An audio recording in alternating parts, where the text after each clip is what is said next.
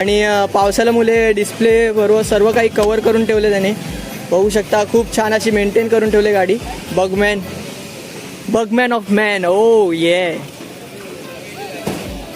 मित्रांनो, खूप म्हणजे खूप दिवसानंतर आपण कॉलेजला आलो आहे आणि पूर्ण कॉलेज खाली वाटते. आपण नाही तर कॉलेजमध्ये तर नाही, आत्ताच संपले वाटते लेक्चर जस्ट.